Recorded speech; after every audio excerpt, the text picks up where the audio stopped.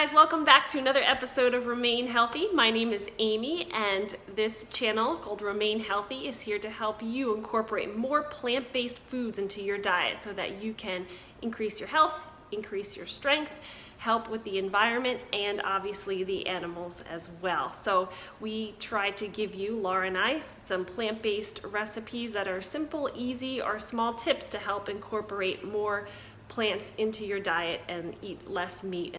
Today I'm going to show you how to make a whole food plant-based banana chocolate milkshake, and it looks like a Wendy's Frosty, so it is so good. I used to have ice cream every single night before going to bed about 2 years ago before I went plant-based. Ice cream with a glass of wine. Sounds disgusting. It was a disgusting habit, but totally relaxed me. It's just one of those bad habits. So instead of foregoing that altogether, I just replaced that ice cream with a plant-based milkshake, which is very delicious and simple to make. Now they do have vegan ice creams that are out there, and they are better than the regular ice cream because they don't have the dairy, so you're helping the environment, you're helping the animals, and that is great. They do, however, have a lot of fat and sugar, so you have to watch that. It is sort of a vegan junk food, but again, great transition. So if you're making changes and that's where you're at, that is awesome. So this is my easiest recipe yet because it only has 3 ingredients: frozen bananas, plant-based milk of your choice, oat, hemp, cashew, almond, soy milk is what I use with everything pretty much just because it's easy, and cocoa powder. So 3 things. I barely measure, as you know, but I'll give you the about measurements for this, and that's all you need to go. I'm gonna add some dates for some sweetness. You don't have to do that, but if you're not used to having something not so sweet, those are great, and peanut butter powder goes well. I'm sure you can find other things yourself to add in there, but you really only need 3 things. So one thing I'd like to say about bananas, I usually have bananas frozen on hand in my freezer in just a freezer bag here. There's probably other containers you can use for freezing that are more environmentally friendly, but this is what I got going right now.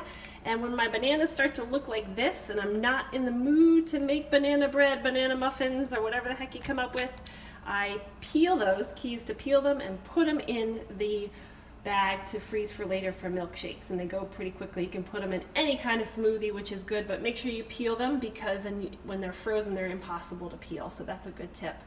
My milk of choice is the organic unsweetened West soy milk. I think it has the most neutral flavor. This is what I put in my coffee and cereal when I make baking recipes or anything else. It just kind of seems to go with everything.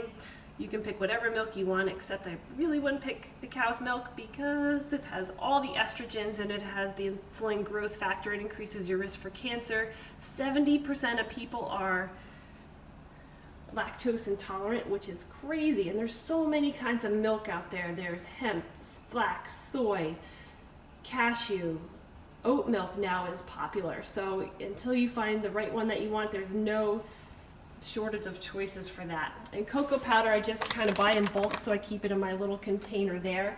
And pitted dates. So these are great to make granola bars, energy bars. You just blend them in the food processor with some nuts and you pack them together, and they're great for on-the-go snacks. But they also can sweeten anything too if you keep them in the blender. So you guys can probably use any blender. I have a Vitamix that I have out on the counter. I use it a lot for different various things and sauces. And this is just the easiest and the quickest for me, but I'm sure you can put in any blender or food processor to make this. You're going to need about 2 frozen bananas. This is going to be enough for 2 people, so if it's just 1, you can cut it in half. You may want to use your smaller container for just 1. For 2, it seems perfect. And then to that, you're going to add 2 tablespoons of, about 2 tablespoons of cocoa powder. These are so simple, my 7-year-old makes them herself when I'm not feeling like making one. Then we're gonna put the bananas, then we put about 2 cups of our soy milk in there. Just trust me on this, 2-ish cups. Kind of cover it. There we go. That looks pretty good. And then you know what, I'm gonna throw some dates in here, just pitted dates. We add a little bit more fiber in there too, so why not? And all you do is blend this sucker, and you're gonna have the most delicious smoothie. Let's do it. Start out real slow to get those bananas moving. I'm gonna grab and pump it up.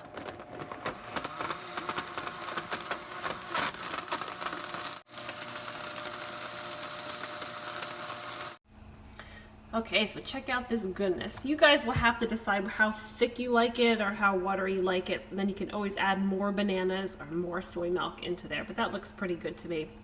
So you can see the consistency is kind of like a Frosty. That's like my preferred consistency. And we have these really cool milkshake glasses to make it even more authentic. And pour it in there. I'm gonna do this without spilling and trying to look through the camera.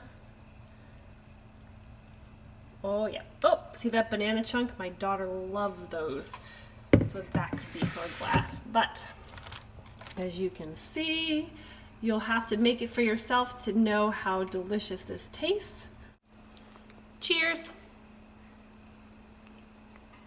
And there's the milk mustache you're looking for, the healthy, delicious kind. So hope this helps you guys remain a little bit healthier.